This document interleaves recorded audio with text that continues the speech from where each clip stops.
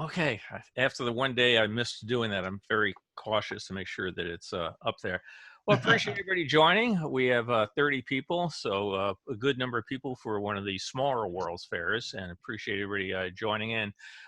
Again, most people enter via mute. It's not that I don't want to hear you, it's just that I don't want to hear your dogs any more than I want to hear my dogs. If folks have a burning question that can't wait to the end, feel free to pop up and ask it. Otherwise, at the end, we can, try to answer any of them or just discuss other people's memories.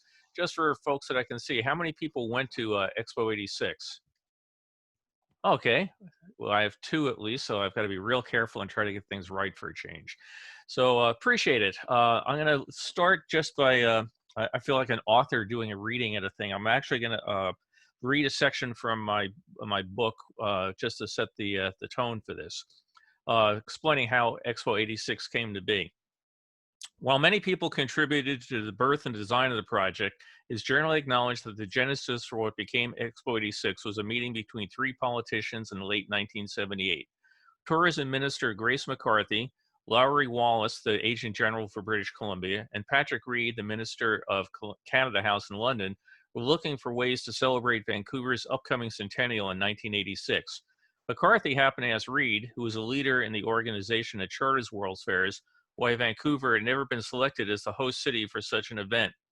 The answer was simple, Reed told her, because it never asked. Well, from that simple conversation over lunch one day, 8 years and $1.5 billion later, we have Expo 86. So let me go up here, find my pictures on it. Okay. Are you seeing a title screen now of Expo 86? Okay, great. Yes. Well, Expo 86 ran for 6 months. Thumbnails. Oh, thumbnail. You're not seeing the whole big picture. Okay, that's what I wanted to know. So 1 second.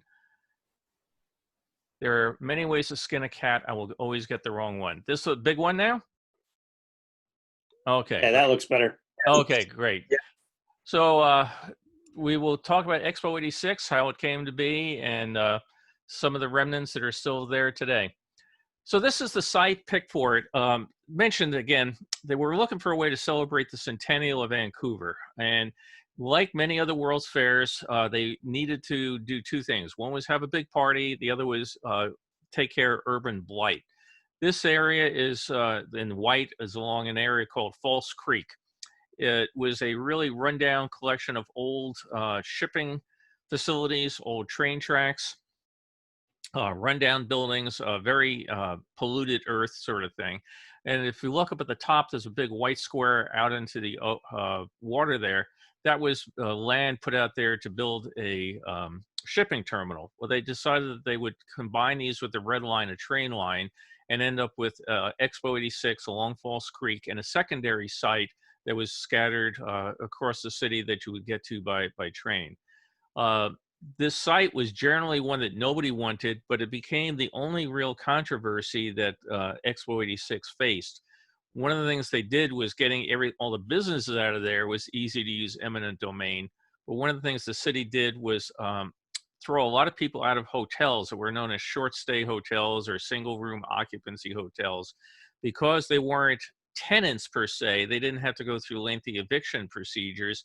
The city unfortunately decided, hi, we're throwing you out and evicting you today or tomorrow. I don't know where you're going to go. Good luck. And that was a kind of controversy that was a little bit of a problem and plagued Expo 86 in terms of public image. Other than that glitch, it went really well. It was well attended. It made a profit. And as we see going through the pictures, it was really a fun, very colorful event. So when you go and look at it, the pictures of Expo 86, it's very hard to look at it and see this mess that was there then. And there's a nice park, some very luxurious hotels, or not hotels, apartments, condominiums, that sort of thing there today. But this was the section picked for it. So like most of these things, you start with artist concepts, trying to figure out how you're going to lure people in, what you can do for budget versus schedule. My friends from Imagineering will all get a kick out of this, all kind of second nature, that it's real easy to design it, not as easy to fund it, and sometimes harder even still to build it. But this is artist concept for the Yukon Pavilion, a bush plane flying overhead, paddle wheel steamboat, things that would be elements that would be unique to that particular area. So after you do the artist concepts and you start moving forward, you come up with the ideas for fleshing out the pavilions, and a lot of times you start going into models. On that site, as I mentioned, it used to be a rail yard, was a very decrepit roundhouse from the rails, and they were looking to tear it down. And around 1980, it was almost torn down, and they decided that, hey, this has some historical value because Vancouver's centennial was tied into the arrival of the first transcontinental train arriving in Vancouver 100 years earlier. So they decided that trains needed to be a big part of it. They saved the roundhouse, and it's now a cultural center. But again, they took museum models. This way they can rotate it, see how the things would look.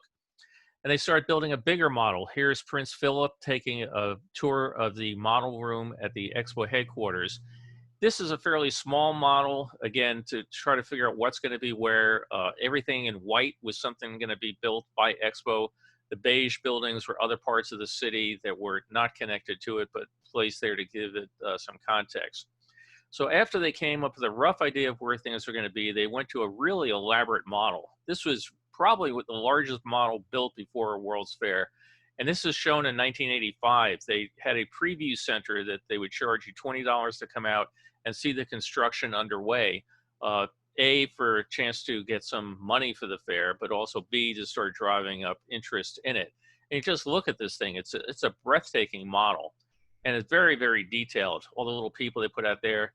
You know, for the folks of us that own any of Rob Bianco's models, this would really make you feel if he had been working at it. But it was really just a phenomenal model. And unfortunately, I don't think it exists any longer today. Now, just because you ended up on the model didn't mean you ended up at the fair. This is a proposed section called Runway 86 that was going to have a full-size Concorde looming over you in the act of takeoff. And I want to mention again, Runway 86, as we go through this, the general theme of this particular exposition was a world in motion, a world in touch. It was originally going to be called Transpo 86, and they later shortened it to Expo 86. But the whole concept was, and most World's Fairs or expos come up with a theme. This one was going to be transportation, the world on the move, everything going dynamic. So many, not all of the exhibits, but many of them were done aimed towards transportation of some type. They also built models of the pavilion, and what they did for Expo 86 was very interesting. They designed a generic model of a very easy to build building that could be then repurposed and reused later. So this is the generic pavilion. Companies or countries could buy the shell of a building and then outfit it to their own particular desire. The Expo Corporation built it. They put the concrete down. They put the metal structures up. They erected it, but then it was up to everybody else to do the rest of the work. So you can see what the site looked like during construction. All sorts of these things going up, and it really helped make it a very economical fair to build. I mean, saying economical, it did cost $1.5 billion. But by building these basically prefab type structures, you can see all the metal pieces lying out there in a pile waiting to be erected. They could go up very quickly. There was a tremendous amount of empty floor space within each of these modules. I've got pictures of some of them that are totally done, except they still got a dirt floor. They could be erected very, very easily. There were also some permanent structures. This was the British Columbia complex, which was intended to be left after the fair ended. So a tremendous amount of pile driving, dirt moving, concrete. So the Expo had both, had throwaway buildings, permanent buildings, and it was several years worth of construction. In 1984, there was a union issue that came up, and it almost ended Expo 84 then, because you were half built, the unions all walk off and threaten not to build the rest of it, and luckily they were able to come to a resolution on that. This was a frequent visitor to the site. This is Expo Ernie. He was the official mascot of Expo 86. He was radio controlled and it could run around. Here, I'm sure they just picked him up and plunked him down in the dirt. I doubt he could roll on those rocks. But he was very popular. They took him off on a tour of Canada and would meet school kids. could talk to them, invite them to come to Expo. He was very popular, and there's some really neat squeeze toys you can get of Expo Ernie. He's on keychains, T-shirts, all sorts of things. They had actually thought for a while about doing an Expo Ernie float. This is for the Rose Parade. So Carol, you may get a kick out of this. It didn't turn out to be built that year, but Expo Ernie was very, very popular. And the president of the Expo Corporation, when the fair shut down, they were getting rid of all the pieces. He went and bought Expo Ernie for $38,100, which you start thinking about, that's pretty good money for 1987 when they were selling them off. So this gives you an idea of some of the work had to be done to turn the rail yards, the ship yards, the docks and everything from junk into the World's Fair. This was the roundhouse, again mentioned the train facility. This was taken in October 1983. Old caboose dragged in there, the building getting redone around it. A year later, now it's got new windows, new paint scheme, kind of gleaming, getting ready for the days of Expo. They also did some things to take their cheaper buildings and make them look more impressive. Here, this is a restaurant called Zorba's. Down below is the restaurant. Up above is just a big facade going on the building. When you went down the street and looked at it, you would swear that Zorba was a 3-story building, and no, it was a 1-story building with a bunch of metal pipework on top of it. But again, little tricks like this of painting the crowds, looking out the windows and everything, it gave a real festive feeling to it. You can also see one big difference here for the folks who are on my talk about New Orleans World's Fair. There's already trees on site. Again, they did not have the budget problems that New Orleans had. They did a lot of work to put greenery, shade, things like that along the site. They really made it a very festive thing. Mentioned earlier, they did a preview. They called it Folk Life 85. They would bring people in for $20. You could take a tour of some of the buildings. They had some shows that were being done, and it was very well received. And they started to have, this is a small crowd just going in and out, but they started having capacity issues for Folk Life 85 because so many people wanted to see what this World's Fair was going to be about. You know, most of us like people like the first one there. It's like why everybody goes crazy when Disney opens a new ride. But it's a great concept, bring people out, get things going, get people talking about it. And it was a very popular thing that they did. So we're going to take our tour now. We're going to look at one of the very handy maps that are around the grounds. And this is actually a little bit earlier than Fair Expo opened. If you look at it, things are called areas. So at the Expo Center area, the Land Plaza area, etc. They decided late in the game they were going to go with zones, and they were going to be done in colors because it was a lot easier for people to say, meet me in the purple zone or meet me in the red zone than try to tell people, go and meet me in the Pacific Bowl area and have somebody try to remember where that was. So they went to zones. They colored in each zone the trash cans, the pylons for the monorails, flags, water fountains, everything was themed to certain colors. And we're going to start at the purple zone. We're basically, if you remember looking at the model, this is a giant arc that went along the side of the creek, and we're going to start at one end and virtually walk all the way down to the other. So as I said, again, you can see how they themed everything, the benches, trash cans, and all that. So we're going to be going down towards the glittering Expo Center. We're going to first enter through the city gate, which basically everybody came in and you went in Eastgate complex. If you look at the pictures, you can see 86 metalwork in there. But this was the main area for people coming into it if you came by the Sky Train. That's the concrete structure that goes across it. A new totally automated train system put in place. And off to the left was the theme structure of Expo Center. One of the things that was very interesting, I had a great chat with Jimmy Pattison, the guy that ran Expo, and it was, I think, probably the only time I've ever gotten an hour uninterrupted time of a billionaire. I arranged through his office to talk to him when I was doing my book, and he was real enthusiastic. He had a great time doing Expo, and his staff had told me I could have half an hour of his time. Well, we were still going after an hour when they finally dragged him out. He had done a lot of research, and one of the things that they found was that people, as we all know, hate lines. So they put a tremendous number of turnstiles in at all the entrances, more than anybody thought they would ever need, because he didn't want anybody ever getting to the gate, looking at the line, saying, it's not worth it, I'll come back tomorrow. So it's little attentions to detail like that that they went through to try to make it a very friendly, welcoming atmosphere.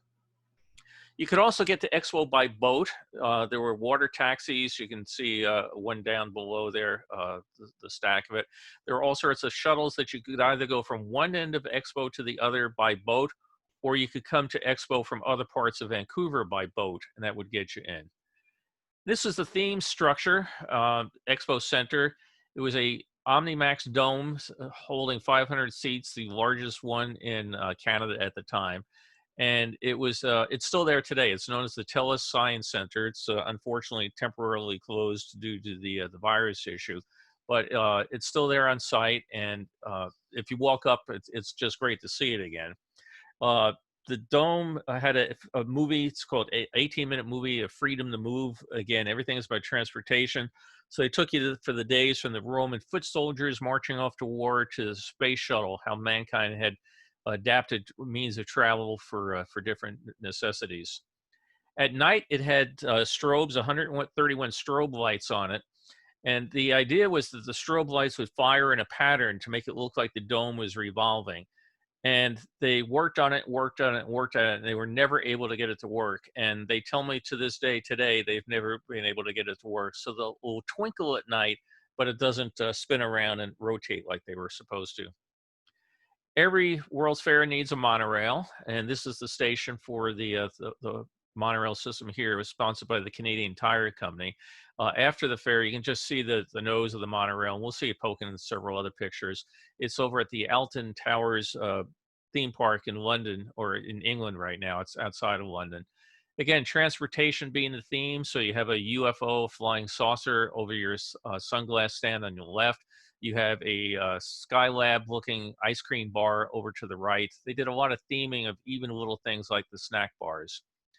We'll start taking a look at some of the pavilions. We won't be looking at all of them today because we'd be here all day, but the Folklife Pavilion had a whole bunch of different stages. It was mostly made out of wood to give it a nice, even folksy sort of feeling, but they did about 33 different free performances a day.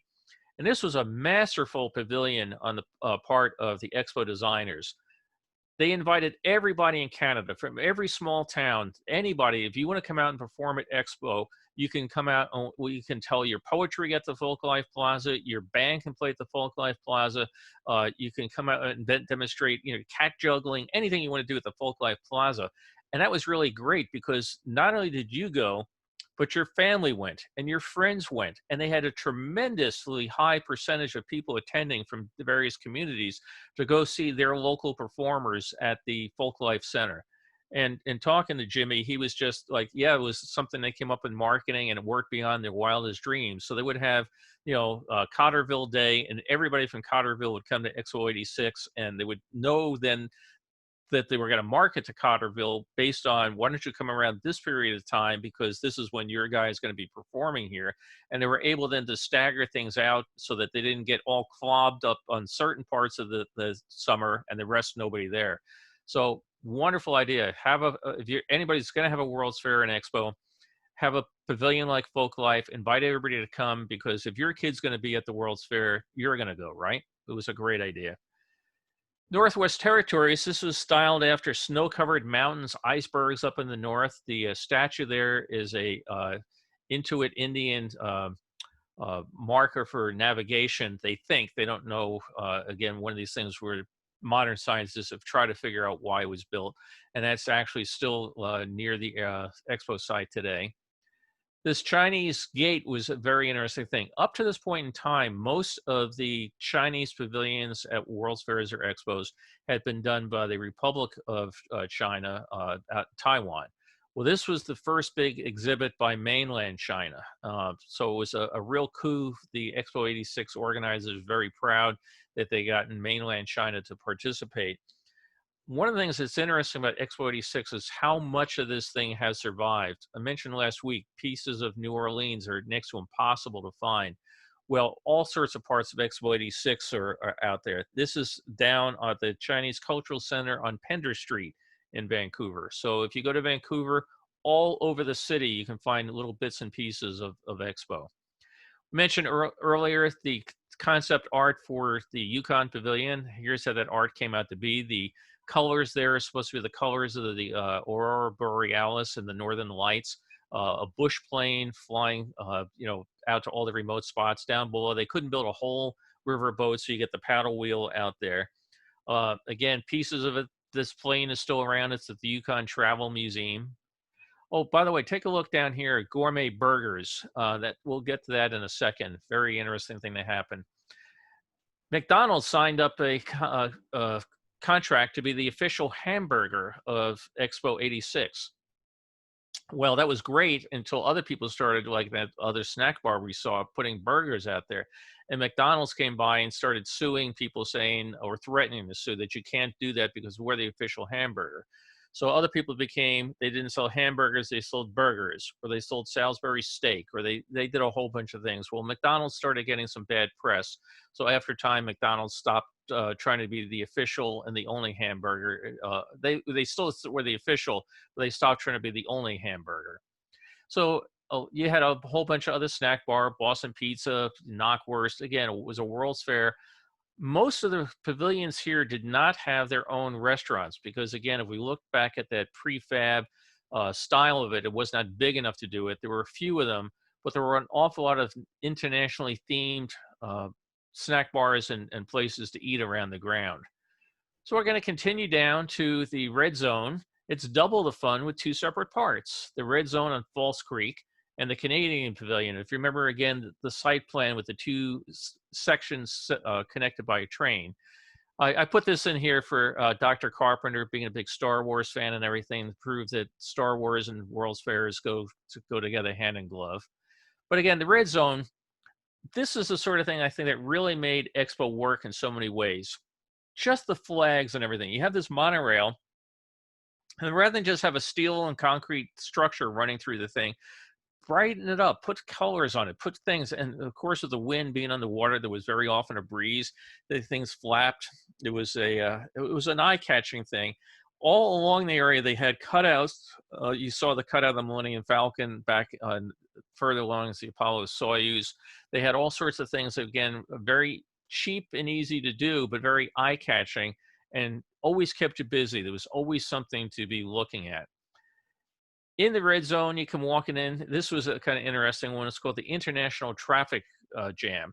So they had all these different vehicles from around the world. You have a double-decker bus behind you. There's this Oxtron cart just piled with things, all sorts of stuff that they were actually brought in from the individual nations to show how everybody has one common problem: traffic.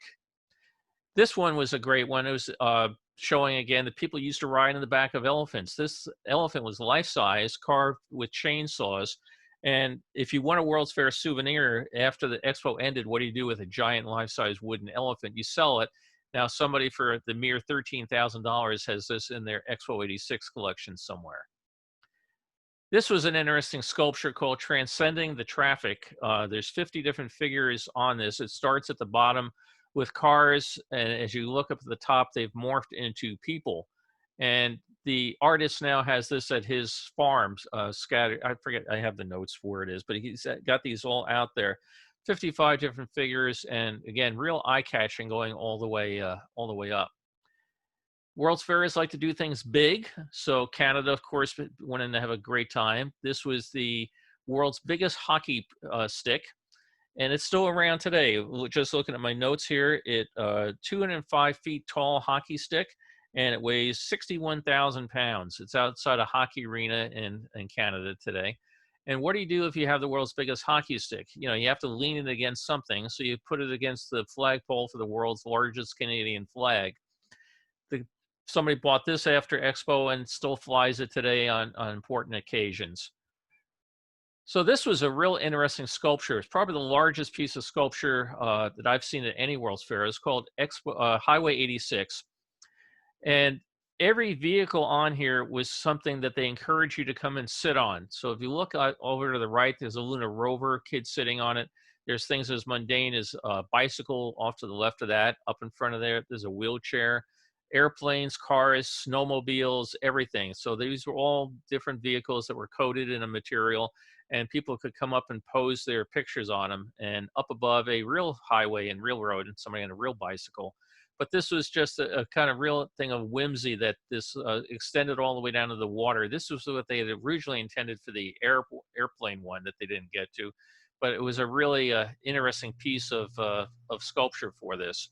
And again, here we're up at the top side looking back down, people climbing up to get the kids on top of a dune buggy or a motorcycle. And there were often long lines for people to get on their favorite stuff, like the tractor that's sitting down there.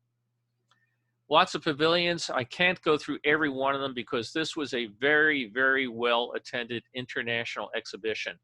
Mentioned earlier how in the 1964 talk, how they had gone out of their way to annoy the Bureau of International Expositions. Well, Expo 86 did everything right, and it had a absolutely breathtaking number of nations that appeared at it. Just some very, very small ones, larger ones like Australia, but it was very, very well attended by member nations. This is the water park, the UFO H2O water park, and yes, the little kid is standing there naked. I guess somebody went off to the fair that day, wasn't intending to take Junior to the water park, but couldn't say no. But again, just everything done with transportation. So rather than just have water jumping out of the ground, you have a giant UFO and aliens shooting the water out at everybody. Very, very popular in the hot days. And again, this is an example of this is the Japan pavilion. Take the big pavilion that was built by the corporation. You could get a small one module pavilion, you could get a 2 module pavilion, you could get a 3, depending on your budget. But Japan went for a very large pavilion here that had exhibits of Japanese culture, the latest Japanese cars, that sort of thing inside. They also went with this, the high-speed surface transport train, a electromagnetically powered train, and you could go. This was very hard to get a ticket for after a while because it became very popular. And it was a automated train, went down the track, just got to the other end and came back. But it was really showing what you could do with electric motors and driving the trains at high speed for low friction.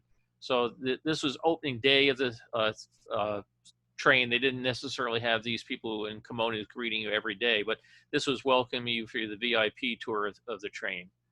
They also had lots and lots of shows outside the pavilion. So again, if you had your small pavilion inside, there was generally enough space outside that you could do cultural events and do, whether it was a puppet show, a kabuki theater type act, various odds and ends.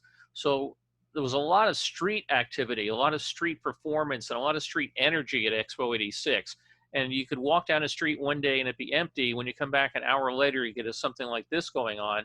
So it always kept you engaged, and really was a very dynamic part that not everything was indoors, out of sight. You just come across things that were out there. This is the Pavilion of Promise. It was one of the few religious themes at Expo 86. There was an evangelical film inside. And again, it showed how other World's Fairs, like the 64 World's Fair, had turned very heavily to religion because they didn't have the international presence. Well, here they didn't need to give out free rent to religions at Expo 86 because they had so many nations that were willing to do. That's one thing that's also very interesting is I don't think there were any unused pieces of plots on the Expo 86 site that had been planned that were not used. Pretty much the entire thing was covered by something. Here, this particular one is the Ontario Pavilion. They spent $18 million to build this, a tremendous amphitheater. You can see the tail end of the Highway 86 down below. Over here, we take a look at the Saskatchewan Pavilion. This is 10 stories tall, and it's patterned after a grain elevator that you might see out in the Canadian prairie. And there inside, there was examples of other things. There wasn't just grain in Saskatchewan. There's a potash mine, there's samples of that. But you would go up to the top, and there was a very nice observation tower that you could see the expo grounds. It was, I think, the highest area that you could get to on the expo grounds, if I remember right. Yugoslavia, very popular pavilion. Again, this was very plain, just white with their name on it. But it was very cheap. They could come in and put a pavilion in there and get folks coming in. And there's one after another of these. Scream Machine, unfortunately, Mark Sumner was going to join us today, but he has a family issue. this was an interesting thing where they decided that they were going to build some amusement attractions, and they had some space, and how did you fit one in? So Mark sent me his notes last night. He was working for Arrow Development at the time, same one that did a lot of the Disney rides. And they had this one plot of land and said, could you fit a roller coaster in there? And they came up with 3 different design concepts: the real cheap and easy one, the other one, the middle range one that they really thought they were going to go for, and the incredibly complicated twisting on top of itself one that they'll never do because it's way too expensive. And much to their surprise, they commissioned it and said, that's the one we want. So if you want a World's Fair experience today, you can't go ride the Scream Machine, but if you go to Six Flags St. Louis, it's now known as the Ninja and still running there. So for World's Fair fans, it's all set. And his notes, let's see, it went 55 miles an hour and it took you up 108 feet before it dropped you down. And he said he had some real last minute twisting and turning of how he was going to fit this thing within this area. You know, they were kind of hoping they had gone for the middle one because it would have been easier, but this was a challenge, and got it done. Yet other rides, the Looping Starship. This is one I would definitely pass on. I am not a fan of being spun in circles. Every World's Fair seems needs a Skyway. They actually had 2 of them at Expo 86 that went to different parts of the area. When I posted some sample pictures online, everybody was saying, oh, it looks like the new system at Disney World. So I don't know, I don't remember if this one was air conditioned or not. So, but it was a great way to see the grounds. Now we're going to take the train, the Sky Train, from one part of Expo through Vancouver to the other part of Expo. So we're going to end up over at the port. If you remember before, it was a big white square of empty land stuck out into the port. And it is now, because it's still there today, it was done with these giant stylized sails on top. This was called Canada Place. And you could either enter here and go to the other part of Expo, or you could go to the other part of Expo and come over here. And inside they had this great hall. Up here, if you look up there where it says High Star, this was a autonomous vehicle that they were looking at to lift logs out of logging camps. The idea was that if you filled it with enough helium and everything, that would lift the weight of the logs, because a lot of times they actually take the logs out of these camps in via helicopters. And that's expensive, and it's also dangerous if anything happens to the helicopter. So High Star was a prototype vehicle. It was in that dome underneath it, where the dome would open up and High Star would lift up, fly around the Great Hall all by itself, and then come back down. This was a perpetual motion machine that a artist did, and it was kind of interesting. It was all done out of railroad parts. Again, transportation being the theme. So we've taken the train back over. We're at the Blue Zone. Again, chock-a-block of activity. It's the Night Owl area. And they had this stadium off to the right here to do entertainment. Mentioned before, the British Columbia complex was built to be a permanent complex, and it was. Most of this lasted until 2008. And the building in the back called BC Place was actually a casino that just shut down, I think, in 2017. So you can see the monorail sneaking through it.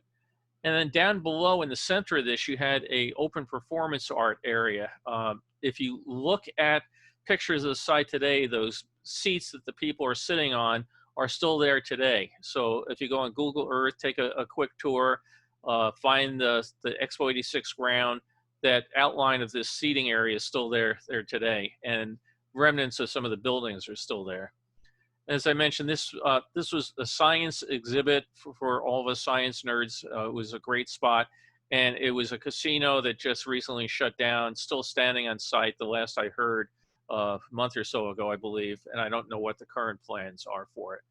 This area was basically to celebrate the logging industry of Canada. So down below, you can see all these logs floating in the water. People would come out and do log rolling, that sort of stuff. Again, if you look at pictures of the Expo site today, you will see many of these flagpoles are still standing. Out on the water, this was the Boom Boat Ballet. It was a comedy activity of these small little boats that were supposedly out there running amok, but it was a very carefully choreographed act.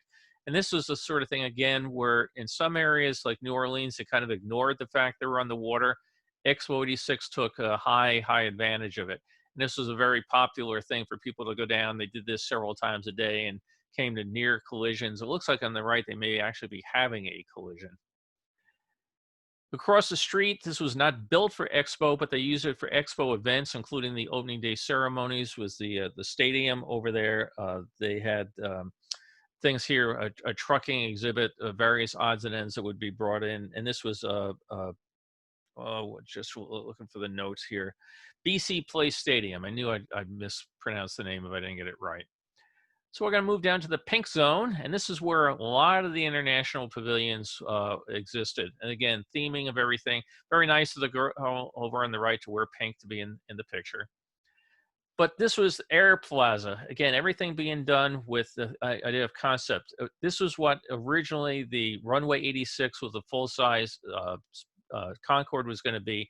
They brought in all sorts of flying vessels. You could see Zeppelins, fanciful, something that looked like out of a Miyazaki movie or something, a pirate ship that's flying up there, all sorts of particular aircraft, aviation-oriented activities, including real planes that they restored and brought in, and people could walk up and take a close look at them. Some more modern kit planes that you were encouraged to go and look for more information to go and buy and build. Others were antique planes like this one.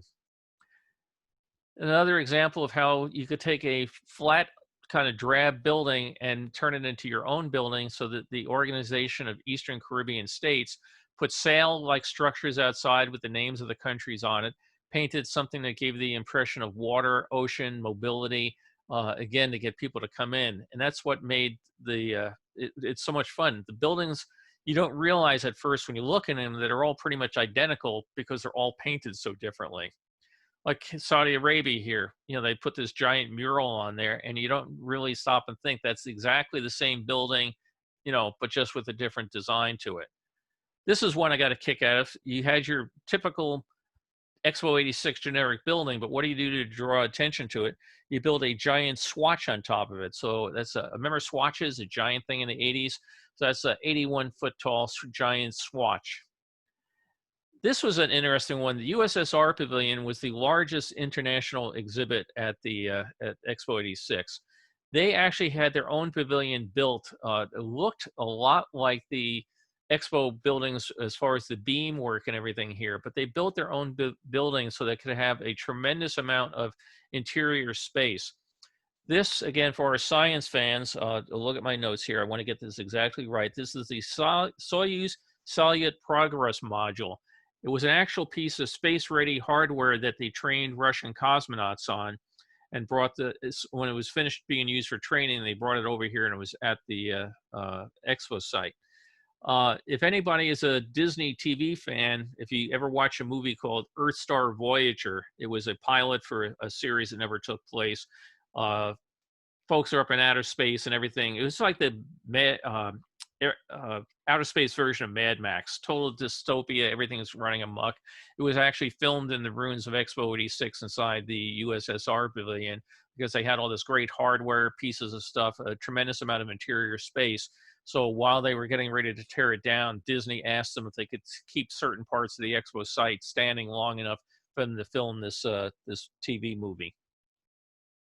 We'll move on to the green zone, travel to Canada's maritime provinces and faraway lands. Again, everything themed to colors. The Canadian Pacific movie here was one of the hits of Expo. It was a movie called Rainbow War. And I'll just read my notes here. It showed the importance of overcoming prejudices and working together.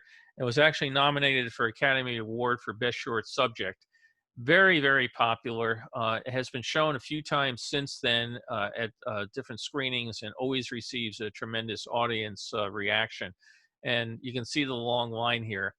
You did not see long lines for most of the pavilions at Expo because there was so much to do, and they were able to get you in and out of the pavilions very quickly.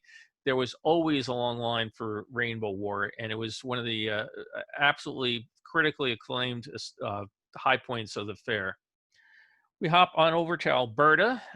You can see folks up on the top up there. That's because they did several exhibitions a day showing how they would climb up on the climbing walls on the outer side. It went up about 7 stories tall. Down below doesn't really show in this particular picture. You could take model boats and remote control boats, take them out there. But lots of people would stand up, watch the people climb up to the top, and it was a very popular way to keep people entertained. This is Marine Plaza, and they brought boats in from all around the world. Some of them actually sailed here under their own power. Others were brought over in the backs of freighters and brought over. But it was very popular. That big white boat in the back with all the big white sails isn't a white boat at all. It's just a sail structures done on top of the pier to give it an impression of sailing, again, to draw your eye to it. But there were all sorts of boats from all over. This was a particularly interesting one. This tugboat known as the SS Master, and it had actually been built in a shipyard here on False Creek years ago. I think I have the year. Oh yeah, built in 1922, and it was the last remaining wood hull tugboat built in North America, still sailing. So it's kind of interesting. It was built there in 1922. 64 years later, it becomes an exhibit at the same creek it had been built on. Deutschland, Germany had an interesting exhibit here. This was the Duo bus. It was an amazing concept they had that could run both on train tracks and on roads. So if you had a city that had a tram system, you could get rid of your inefficient trams and use Duo buses. I don't think there are any Duo buses out there running today. This is when I got a real kick out of. This is Hong Kong.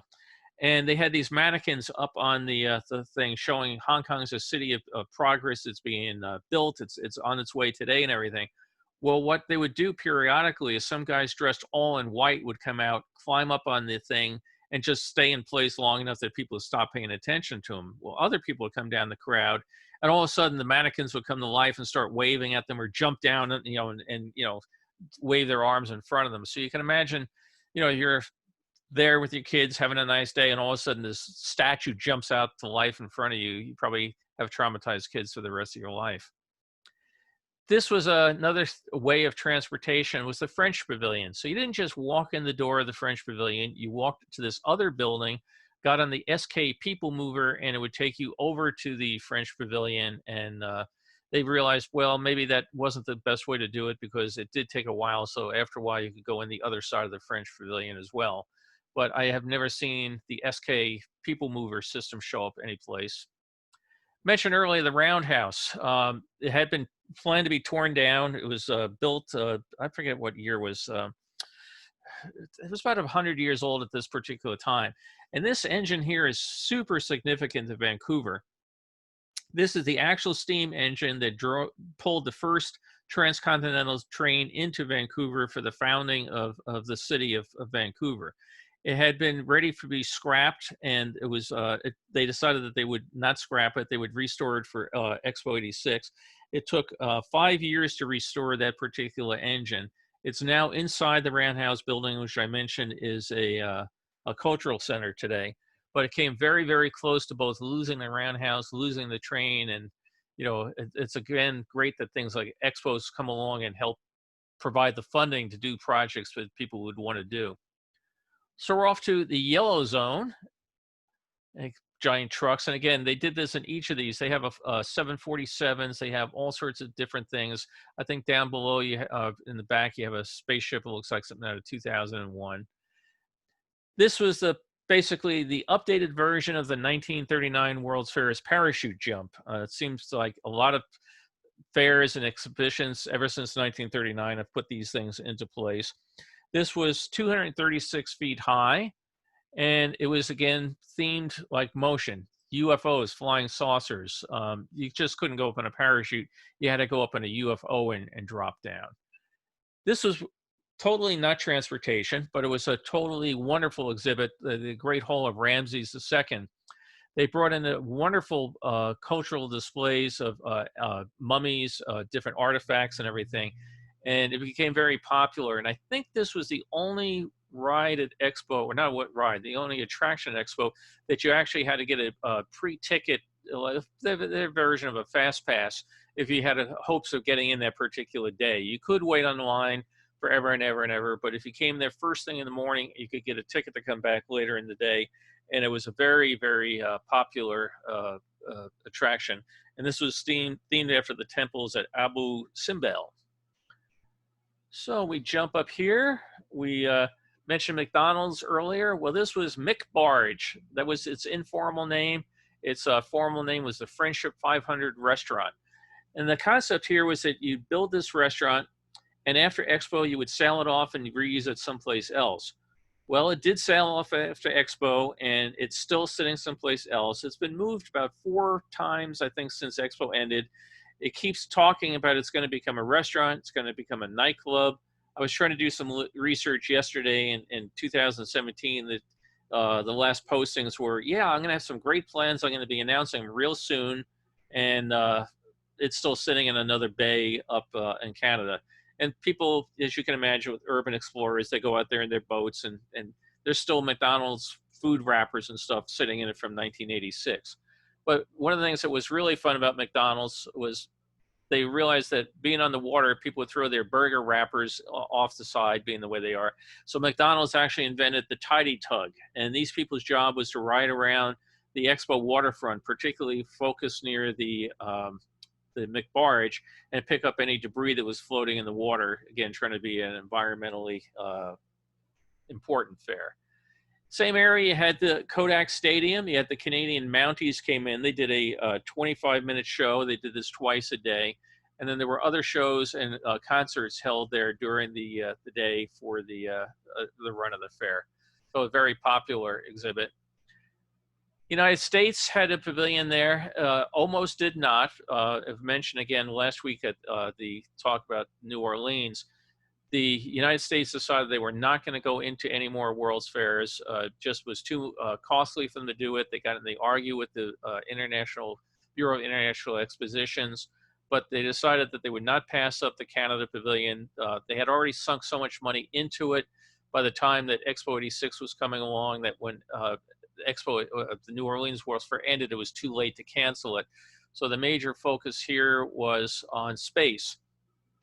Canada being a big partner in the space shuttle, building the robotic arm for the space shuttle. It was a huge pavilion. It was the largest exhibit in the international area, 161,000 square feet. It was one of the larger U.S. pavilions built. But to put it in perspective, the USSR pavilion was 3 times the size of this particular one.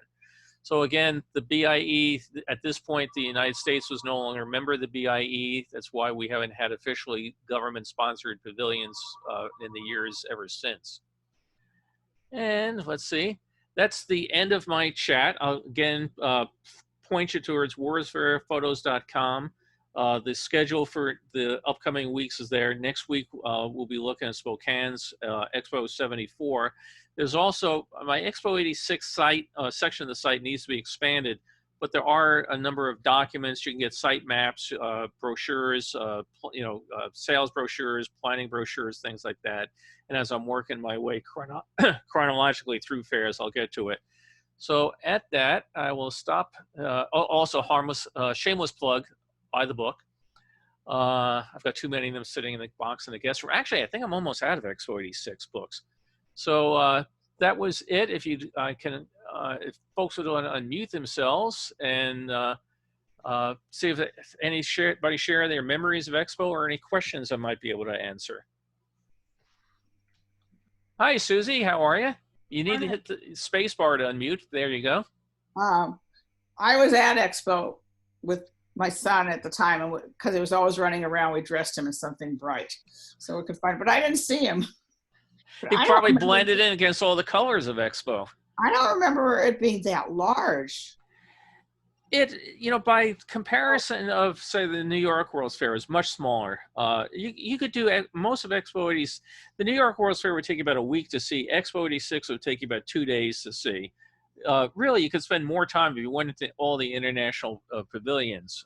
So it didn't have the giant rides and things that we had at, say, some of the other World's Fairs. You didn't have a Futurama ride taking you there. You didn't have the Ford Mustangs taking you around.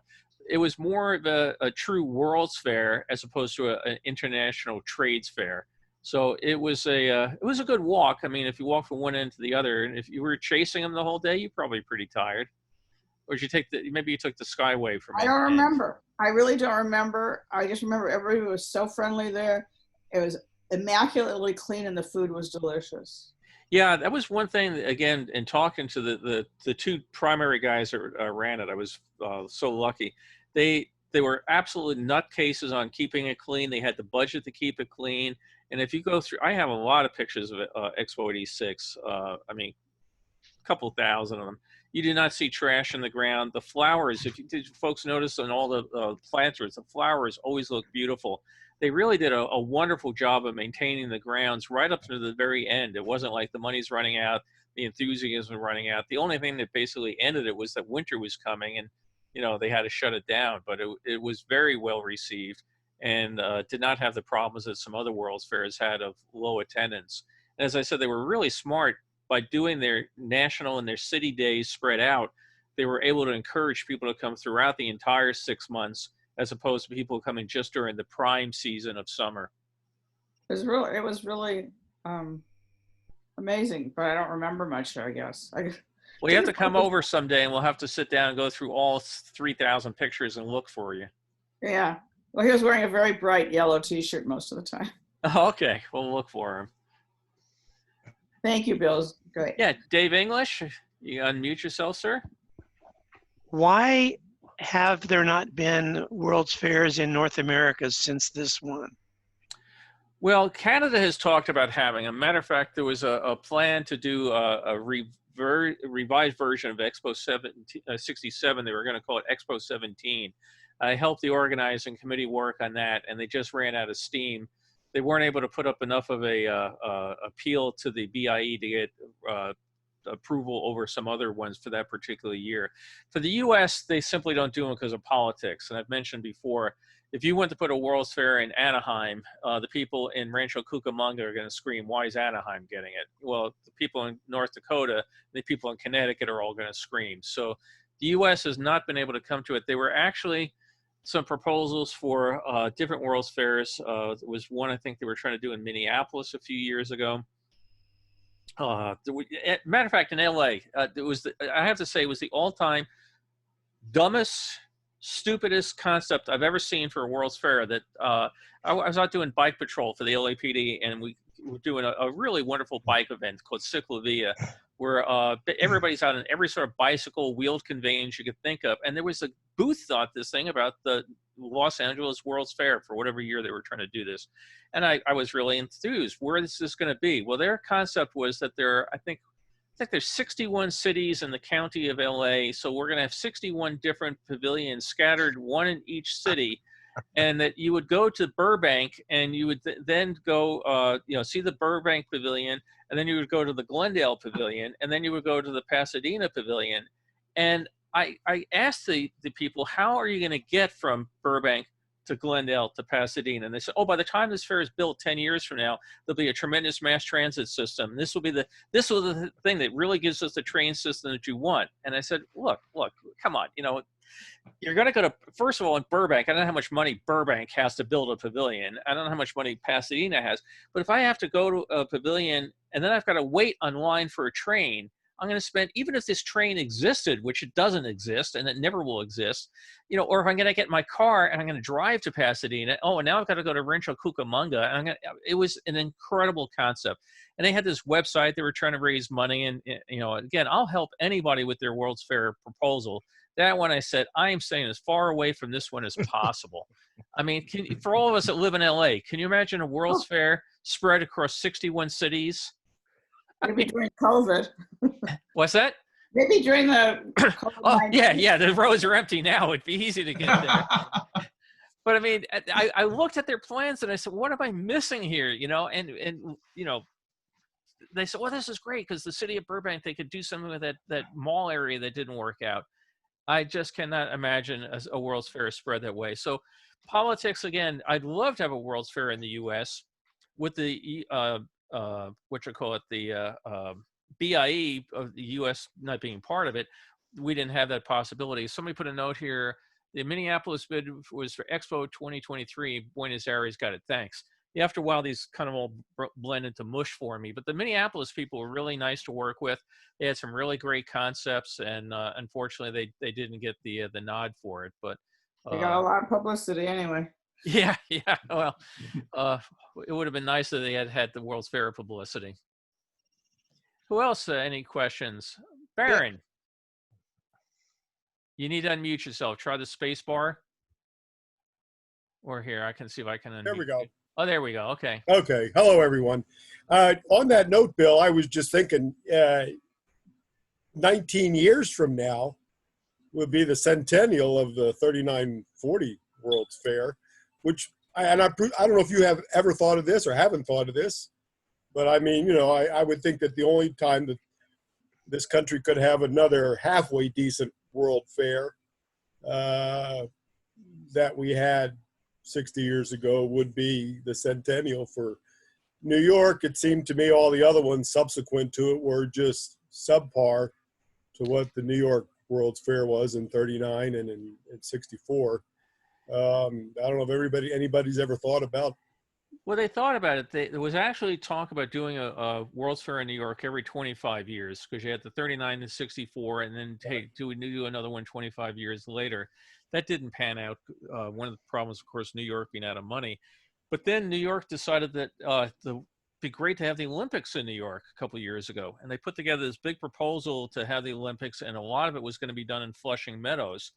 And it got tremendously negative reaction from the people in Queens, because it for most parts, if you try to put a World's Fair anywhere, you're going to get that reaction from the people who live there, because now they finally have a park that they enjoy and that they use, and it's become a very nice spot for the city. You know, get out of the heat, go and play soccer. I mean, I think 2 a.m. people are still playing soccer out there, or for them football. But now you're going to come in, you're going to tear it all out. And that's what they try to do for the proposed Olympics. They were going to cut it up and put in rowing basins, and they were going to have a velodrome and do all this sort of stuff. And the local community just didn't want it. I think if you tried to do a World's Fair today, you might be able to do it, but you'd have to find something like what they did in most of these other World's Fairs, a tremendously blighted area that you could then, you know, use the World's Fair money to tear out all the old railroad tracks and the shipyards and the polluted soil and everything, to go in and say, we're going to tear out your park. We're going to make traffic around here hell for the next 3 years. The political climate of having a World's Fair these days, I think the cities are just too congested today compared to how they were in 39. And 39, nobody lived in that area. You know, it was a trash dump. So, you know, have at it. So it would be a tough one today. You also have the tough sell today that if you want to do it, you've still got Disney, and everybody still thinks of Epcot, Permanent World's Fair, you know, that sort of thing. So That's exactly what I was just going to mention, is you've got Epcot Center and Walt Disney World, and Japan Walt Disney World, and Mexico Walt Disney World, or Spain Walt Disney World, or wherever they are. But those are the permanent ones that essentially have taken over what a World's Fair is, or was, or had been. An exposition right had been. And it's a different world today. I mean, it's different relatively. I mean, the grass on my ground out here was still there 50 years ago. It hadn't gone anywhere. It's still the same grass as well as the same street. But the overall world, in terms of how we live and social media and everything else, is just all different these days. The glory of flying into New York City from around the world to attend this wonderful fair of international participation, you know, we're doing it right now on the internet. So it's one of the issues. You know, why do I fly to New York and see the fake Eiffel Tower or whatever if I can go and see the real one? Go to Vegas. Go to Las Vegas, right? Yeah, exactly. right. Yeah. Dave English asked a question: is the IMAX movie still running in Vancouver, or if not, where can it be seen? The IMAX theater is still being used. It's mostly, you know, the same sort of films that make the IMAX circuit these days. I understand that they have occasionally shown the old movie for historical purposes, you know, fundraising event, a gala, that sort of thing. So it still exists, but it's not on the normal schedule of screenings for the Telus Theater. How long was that movie? Bill Cotter, this is Kathy Gregory. Can you hear me? Yes, I can. Oh, great. Okay. Good. My husband is here. We both went to the fair back when. He remembers it a lot better than me, and I know he has a comment, so here goes. Yes, yeah, Bill, thanks for the floor for a minute. Sure. I appreciate your comments about the Rainbow Wars movie at the Canadian Pacific Pavilion. That certainly left a lasting memory with me, and you know, it's really such a terrific, terrific movie. And again, thanks for commenting on it. Yeah, I'd love to get a copy of that. I Oh. had a copy that somebody got me years ago, and it was absolutely dreadful. And I've got to try to find another one because almost everything's on YouTube. I'll have to go look for that one again. But it was a very powerful movie, Well, and the fact that it was nominated and almost won an Academy Award kind of shows you the caliber of it. yeah, good. Thank you. Bill, how long was that movie, Rainbow Wars? Rainbow Wars. I think I had it noted here. I will not say I've memorized everything about all this. As my wife can tell you, I don't know. I wouldn't know where my car keys are unless I hung them by the door every night. So, Rainbow Wars. Let's see. I don't know if I have that right here. It was my guess is, if I remember right, it was around 20 minutes. Again, Yeah, I'm looking at YouTube right now, and it might actually be out there. Oh, yeah. There's certainly some trailers for it, but I don't know if Yeah, it pops up and it comes down, as people exert the copyright on it. I don't have it here in my notes right away, but I think it was about 20 minutes. Again, you don't want to come up with anything feature length because you want to get people in there and get people out, but you don't want to, make it too short. You don't get your message across. mm-hmm. And somebody else is saying here, yes, 20 minutes. Vindication. Wonderful. If you don't mind my asking, you mentioned this is one of the few World's Fairs I've ever heard of. It's not the only one I've ever heard of that actually turned a profit. Was that because of their, scheduling across the entire season, or what was different about this one? They actually were able to make it profitable. Well, one thing that made this one interesting is the guy that ran it. The fact that the World Expo made a profit, and the fact that this guy's a billionaire, I don't think are totally coincidental. The guy he's one of the sharpest people I've ever spoken to, and I mean, again, I talked to him. This is about 10 years ago when I did the book, so it had been a good number of years against Expo. He could basically tell you, oh yeah, that meeting that afternoon we said this and that. I mean, he just had it down to a science. He approached it as a business. How do I get as many people in the door as I can, and how do I leave them happy so they tell their neighbors to come back again? So he went way out of his way on the little details. If you look at the pictures, it's trash cans all over the place. The grounds are kept clean.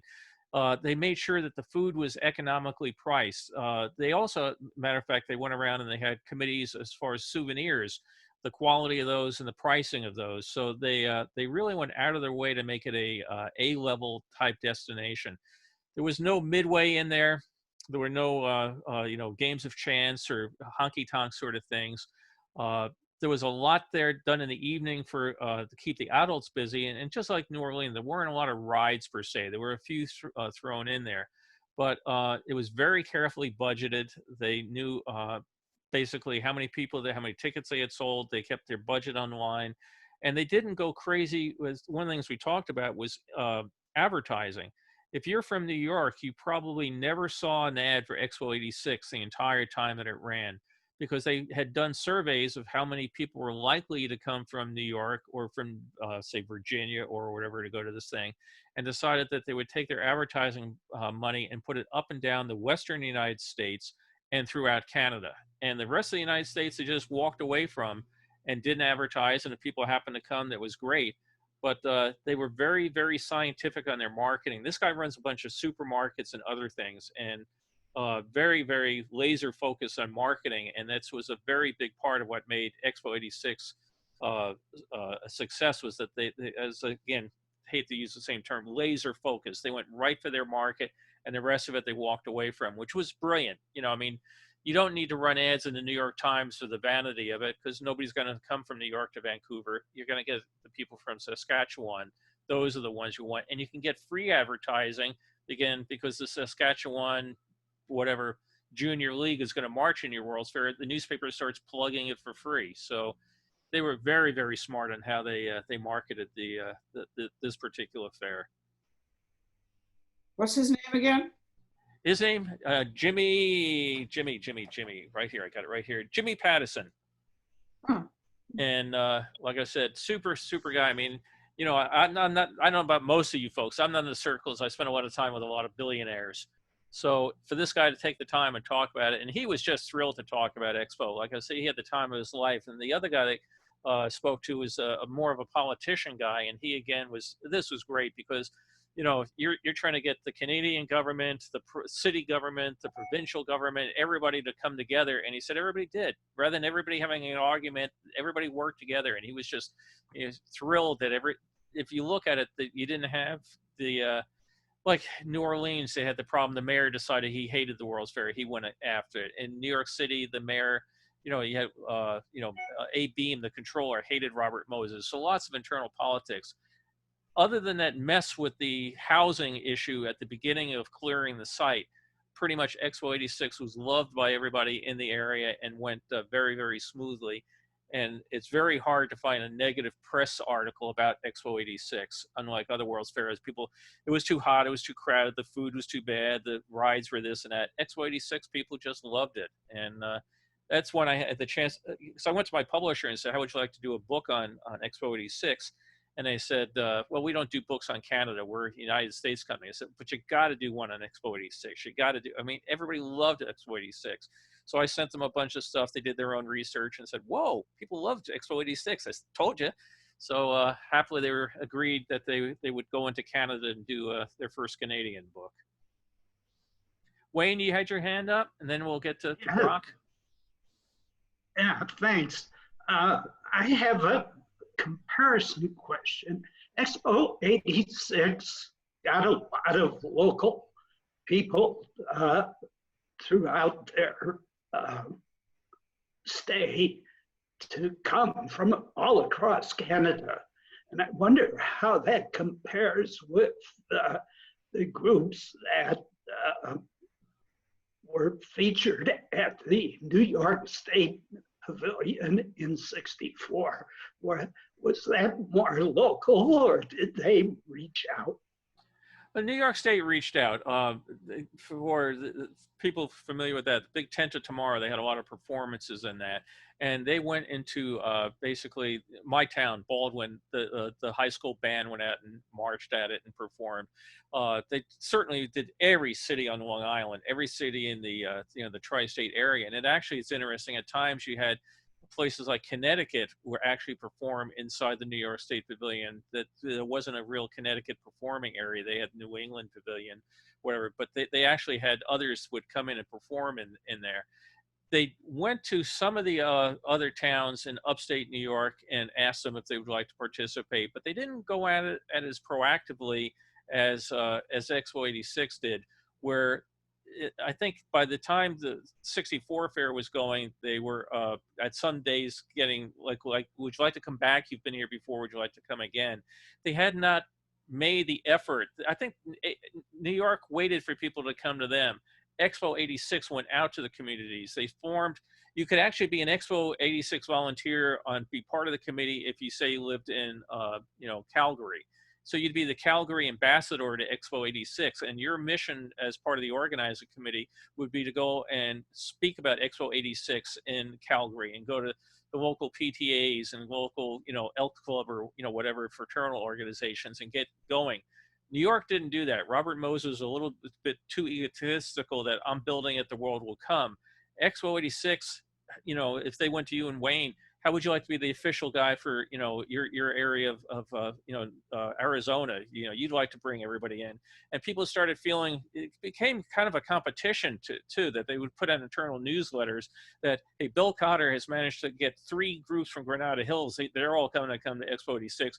Wayne's got 2, and we haven't seen anything from Brock. So Brock he'd be out, he'd be getting everybody in his town, his bands, his and everything. And it was really well done. It cost them next to nothing because all these volunteers are out there. They would mail them copies of 35 millimeter slides and a carousel and a script that they would go off and give presentations of what Expo is going to be, pictures of the construction site.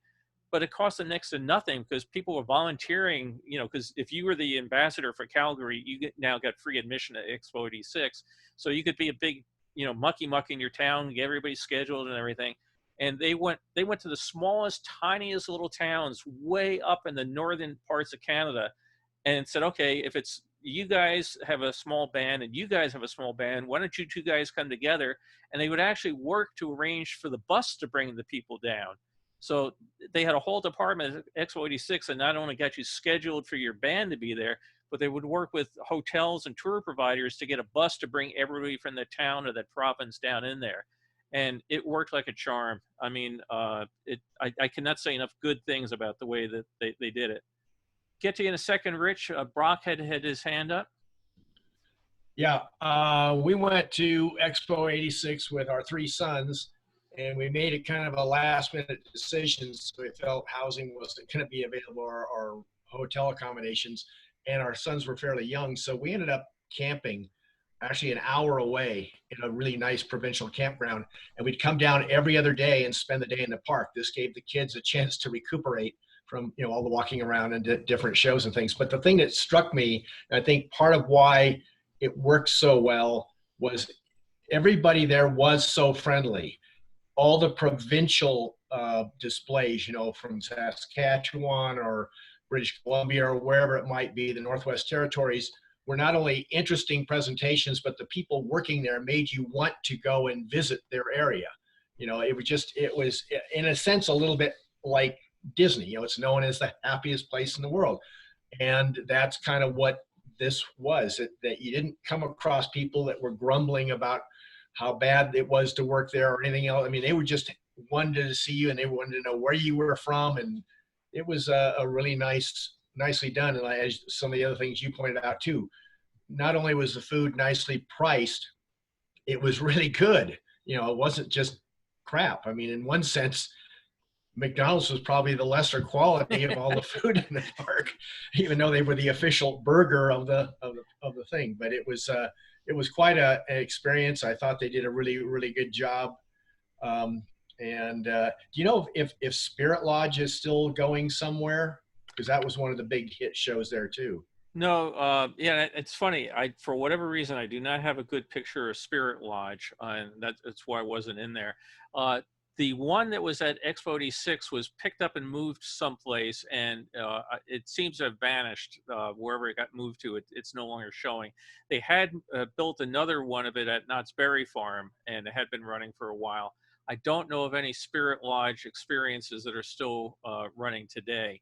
You know, that's the trouble. You do the research and you write a book 10 years ago and you say, oh, it's running here. And then you go and check, it's not now. So I'll have to do some more checking. That was another great film, you know, immersive sort of experience. And we'll get to Rich in one second. There's some comments here. I don't know if everybody can see them. Basically, Dave English is saying you can get Rainbow Wars on Amazon for $39. So I guess I will now use some of my Amazon credit. And he mentions there was at least one Circle Vision film, and it was there. I had shown it. I've given my Disney and World's Fair talk so often the last couple of weeks, I must have mentally blanked out or taken that slide out. But yes, there was a Circle Vision film sponsored by Canadian Telecom, and it was again, you know, the same basic film that had been used earlier, updated for Expo 86. You know, it had been taken out of the Expo 67, updated and shown at Expo 86. So Rich was being very patient sitting there. Rich, need to hit the space button to unmute.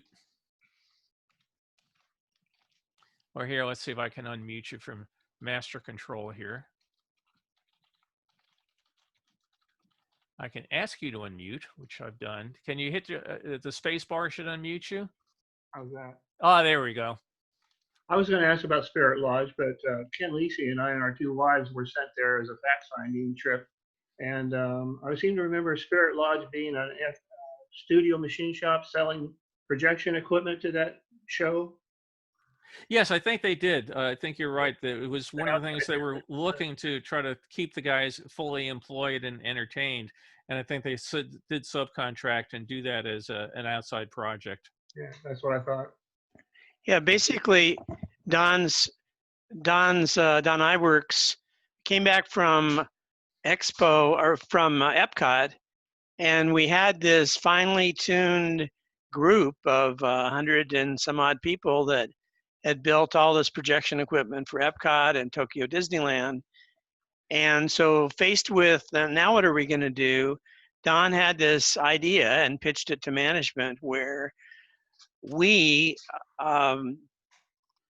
built equipment for at least three of the Expo shows, Spirit Lodge, The telecom was one. There was a third one.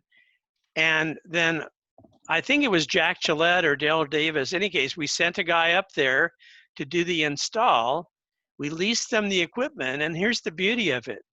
When the show was done, the equipment came back to us. There wasn't much refurbishment to do, but we turned around and installed a dual version Circle Vision at Disneyland, and the equipment was already paid for.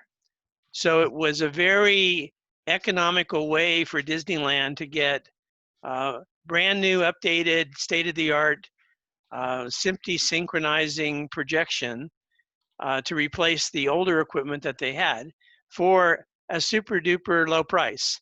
And for those of us that worked for Don, gave us something to do. Not that we needed something else, but because by that point in time, we were doing projects for the animation group and other parts of the company. But in any case, due credit to Don Iwerks for coming up with the idea. The company decided did not want to do that going forward. And so at that point in time, or very shortly thereafter, those of us that work for the studio were, most of us were given an opportunity to go back and become part of Imagineering. And Don went off and started his own company with Stan Kinsey. Oh, as I remember, wasn't it a live action actor interacting with Pepper's Ghost effects? I think for Spirit Lodge, yes. Yeah. And so I thought.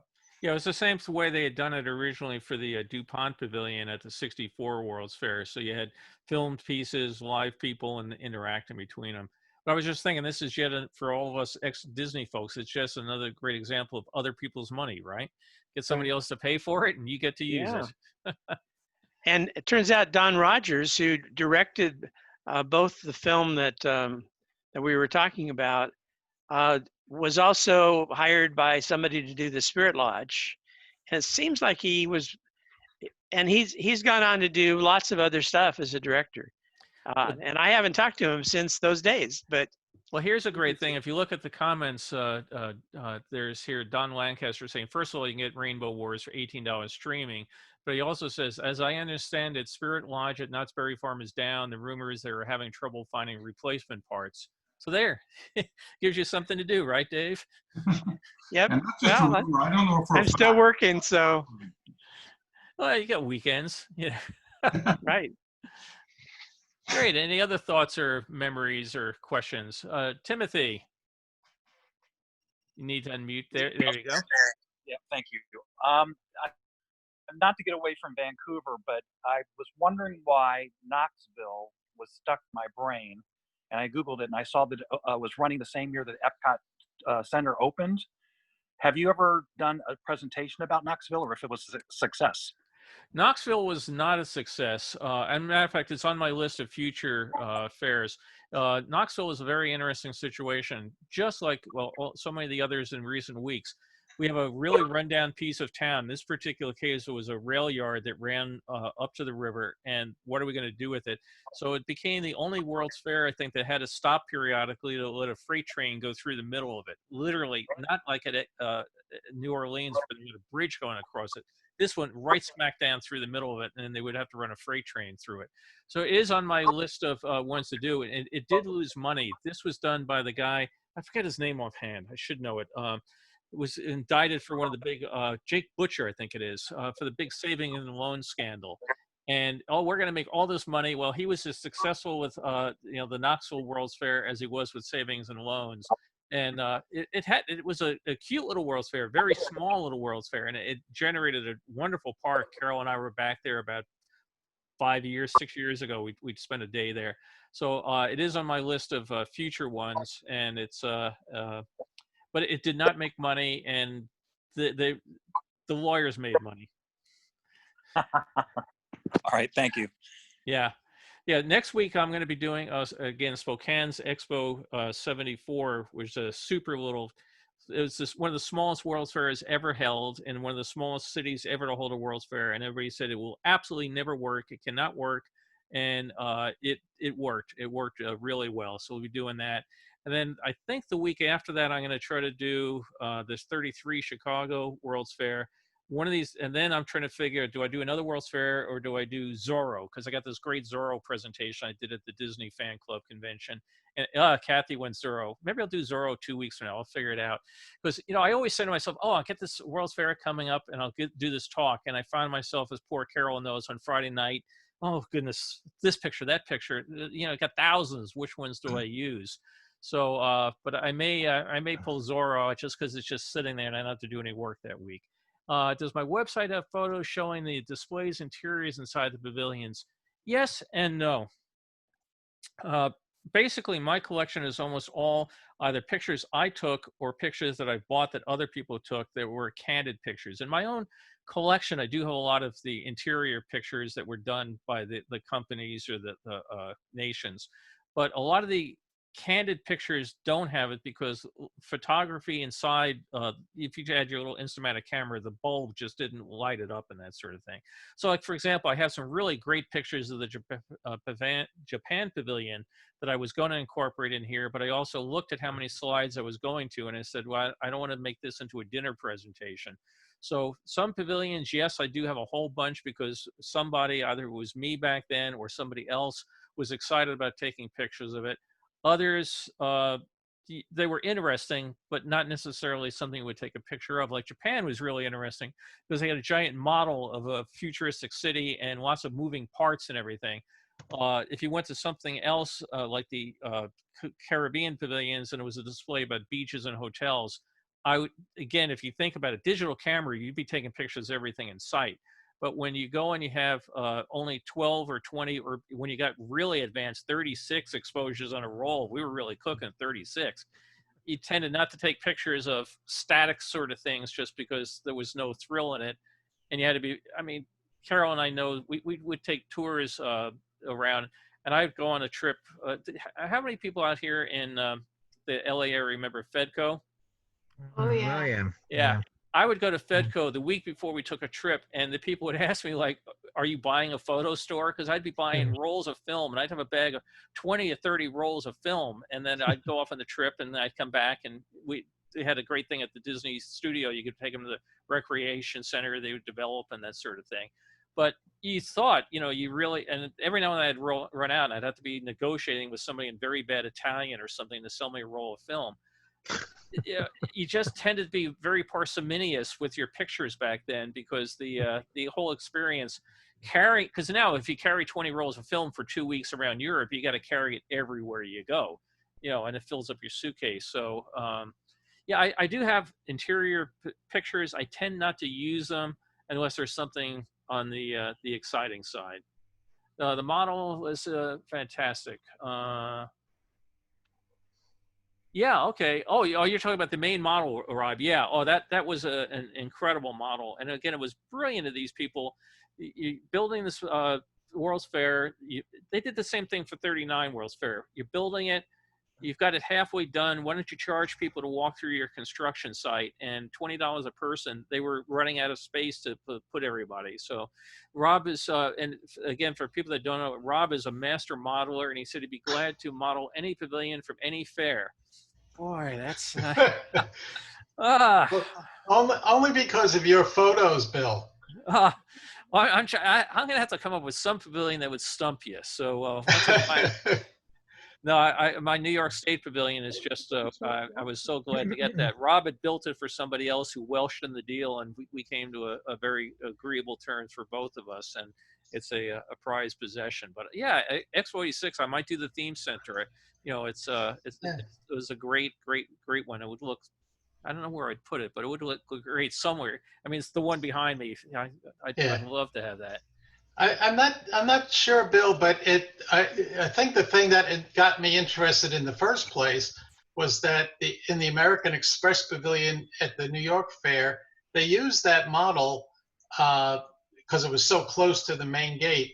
That the idea behind it was that people would go in and view the model, and there would be lights and a narration. And the idea was that they could the model was there to help them plan their day. Yep. At the fair. You could see where you are and how far you'd have to walk to get to this place or that place. But I don't know if any other fair or Disney or anybody else had ever used all of those elaborate, very expensive models for that purpose. Are you aware of that? Oh yeah, we had taken the models. I'm trying to remember different ones. I can remember there was talk about doing. I think it was the Western River Expedition, the ride that was never built. That model was on display. I can remember going into. It used to be the Wurlitzer, Oregon thing at Disneyland, and then it was, I forget the name that it had, but it had model again of the theme park, and additions were going to be made. So Disney, I know, has done a couple different times that I can think of that models were put out on display that you could walk through. I remember before Epcot was done, there was an Epcot model, I think it was over at the Lincoln Theater. I think that's where it was put at, a great moments with no, it wasn't, that would be Disneyland. It was somewhere over at the theme park, the Gulf Hospitality House, something that you could walk through and see it. So, but they were not on the scale that the Expo 86 model was. I mean, that thing was just massive. I wanted to see if you could scroll up. John, you're talking. Do you want me to scroll up?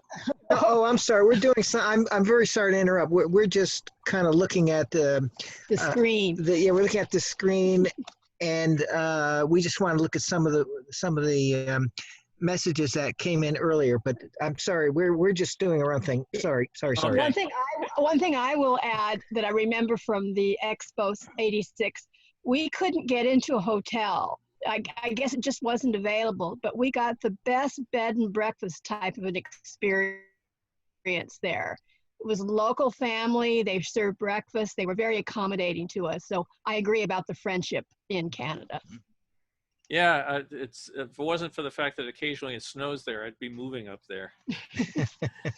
And Greg Abbott put a note. Yeah, it was a Disneyland showcase. That I thought that's what the name was. It was right there in the corner. I've got pictures of that.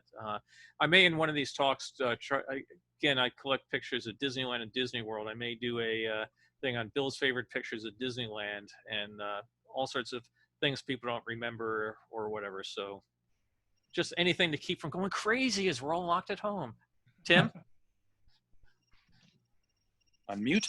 Yes, there was. I don't remember anything about Disneyland, but Epcot Center did have a model at the Gulf Hospitality House on Main Street that was there for probably at least a year before that park opened.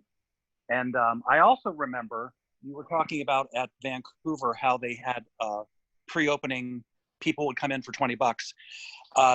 Disney tried something like that with Epcot Center with the monorail, because the monorail was almost finished. Okay, you know what I'm talking about. Yeah.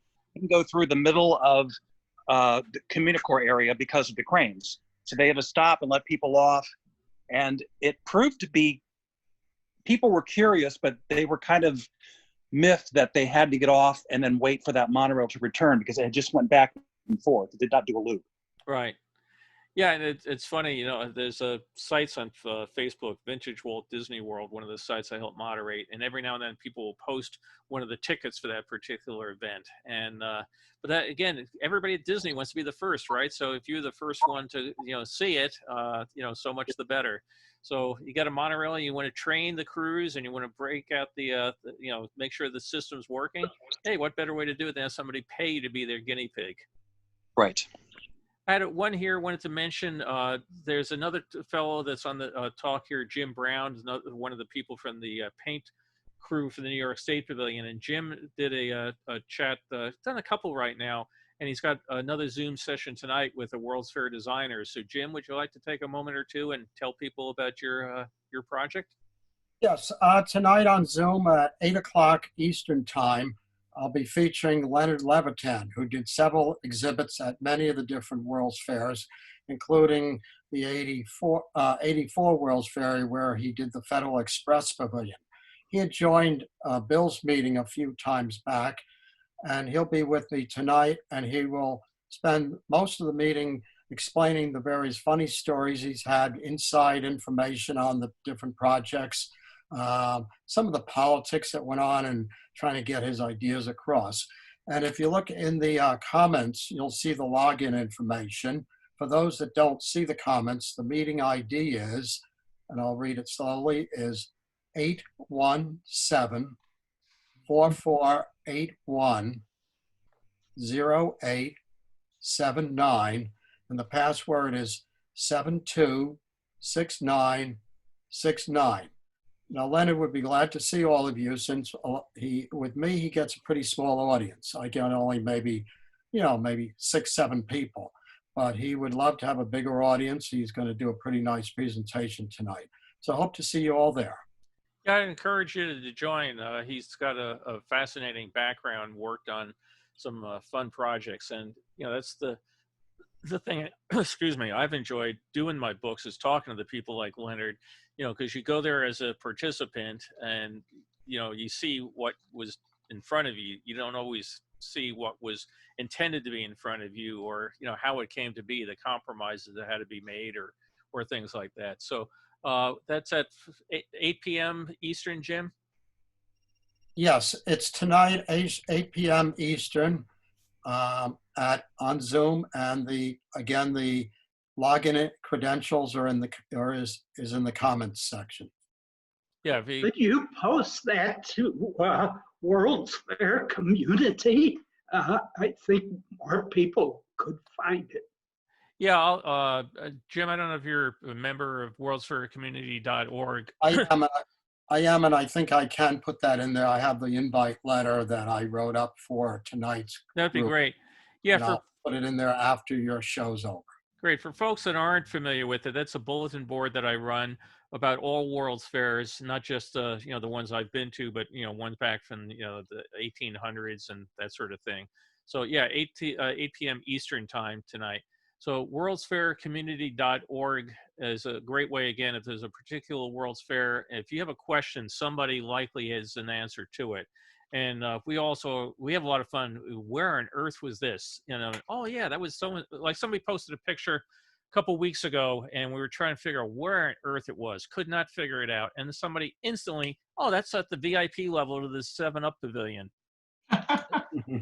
How did he know it? His dad was a 7-Up bottler, and he used to go there as a kid, and he remembers it. So yeah, worldsfaircommunity.org. Encourage all of you to go, and like I said, lots of people posting, lots of pictures. You get the major, the 39, 64, 62 World's Fairs, but then every now and then somebody will pop up with something, from a different one, and we have some fun with that. I have somebody that's a big Osaka Expo 70 fan trying to twist my arm to do a chat on that as well.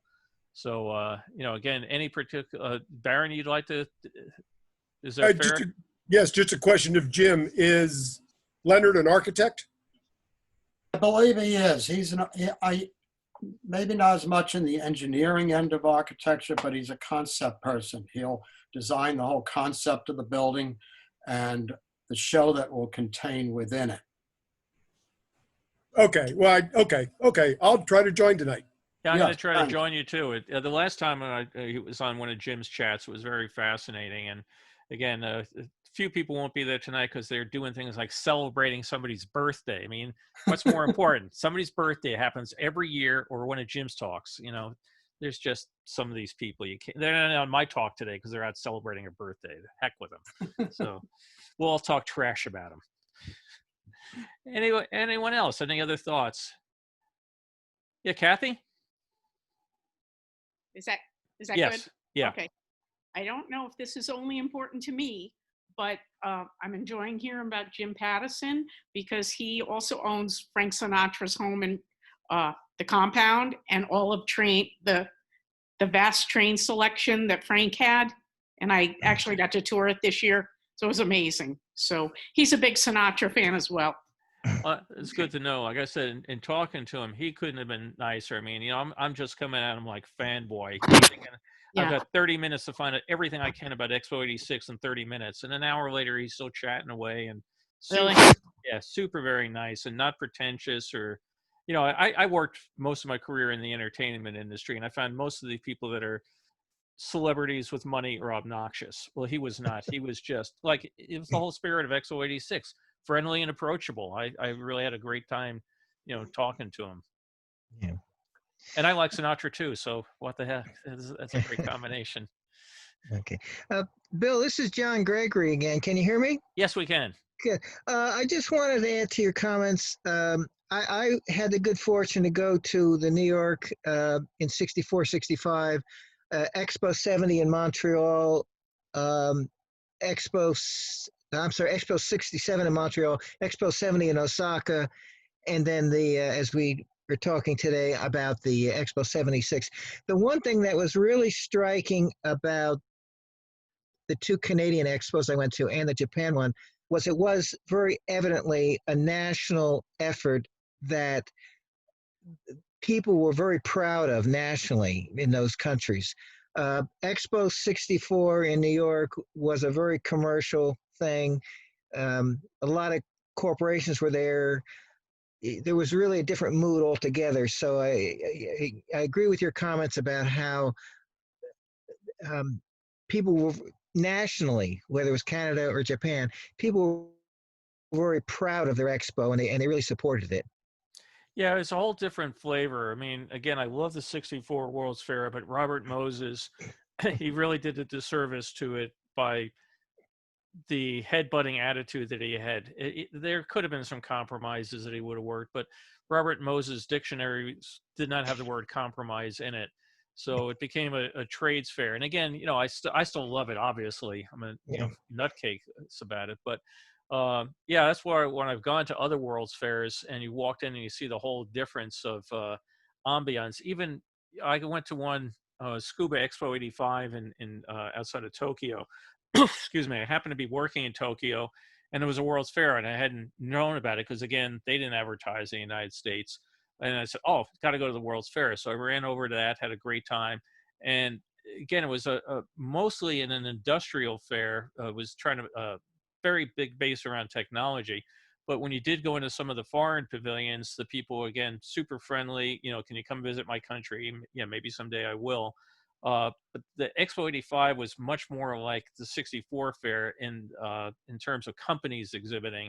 And that's why Expo 86 a year later, wow, what a change. Now it's truly a world's exposition as opposed to the country's exposition. And the whole flavor is just totally different.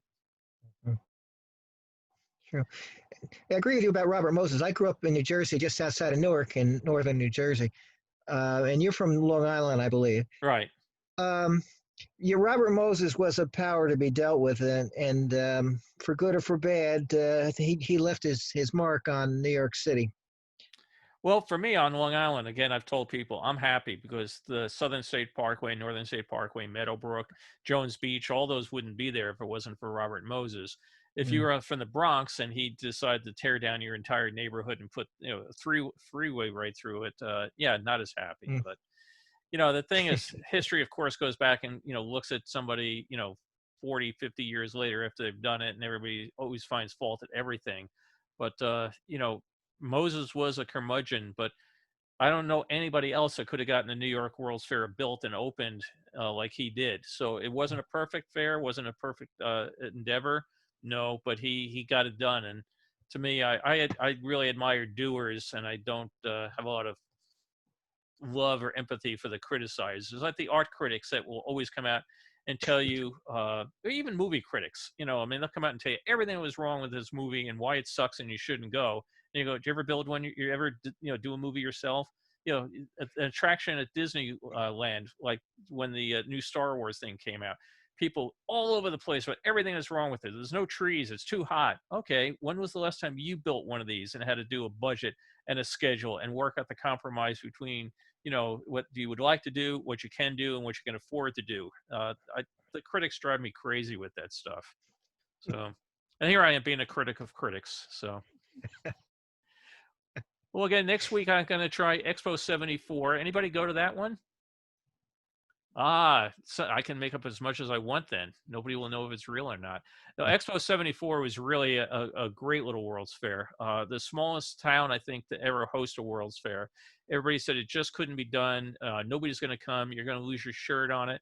It turned a profit. Again, very small World's Fair, but just like Expo 86, people from Spokane were so happy to be on the map, have the world come. It took an absolutely blighted, horrible section of town and turned into a really, really nice park. If you go to Spokane today, the World's Fair Park is well worth spending a day at. And I hope some of you would join me for that. And then 2 weeks from now, how many people went, let's see, first of all, show of hands for Zorro. We're Virtual hand. virtual hands. Virtual hands. Okay. All right. And how about 1933 Chicago? Oh, That sounds neat. yeah. All right. sounds I'll neat. flip a coin and see which one I do after that. But yeah, I've got a whole bunch of these. I really do appreciate your folks joining in because, one of the things I have a problem with is people that hoard stuff. Years ago, there was a guy on eBay. I still remember his eBay ID, 1924 line 1. Drove me crazy because I'd want to buy something, and this guy bought everything. He paid more money for everything than he ever had. Could he do it? Later found out he was an investment banker in England, and he would just buy all this stuff, but he would never do anything with it. He never participated in any of the Facebook pages, never participated in my World's Fair community site. He never shared anything. So it was like, mine, I've got it. I'm not going to share it. And I have all this crap stuff in closets, filing cabinets, garages, and everything. And I really enjoy the opportunity to come together with kindred spirits and be able to share some of this, because just sitting here in my closet or my computer, it's not doing anybody any good other than me going, mine, I've got it. So I really do appreciate folks joining and having a chance to share it. And like I said, that's why the show and tell one we did a week or two ago was really fun, because I could see what was in other people's closets. So maybe we'll do another one of those. I see Joey up there. Maybe he can take some more of his bricks out.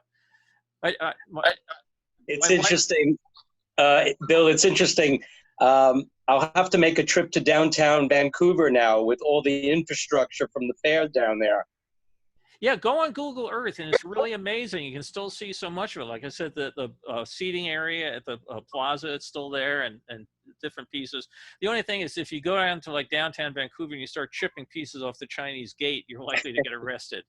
But no, my wife was really great when Joey did a show and tell, and he's showing his chunks of metal and everything. My wife had said, your photo collection is a lot more manageable. So, and she ought to be glad I didn't spend $13,000 and buy that chainsaw elephant. We'll work on it, Carol. We'll work on getting Bill some iron. Well, you gave me a brick. You gave me a brick from the fair, so nice. I still have that. So I have 2 bricks in my collection. One was from a Air Force base in England being torn down that I happen to be at, and the other brick's from the Aquacade. So I'm glad. I don't collect bricks as a general rule, though. Well, thanks all. Appreciate folks joining us. I'll stick this online, and again next week, Spokane Expo 74. Hope people have a wonderful day for the rest of their day. And Jim, we'll try to see you tonight at 8 Eastern. Great. Thanks, Bill.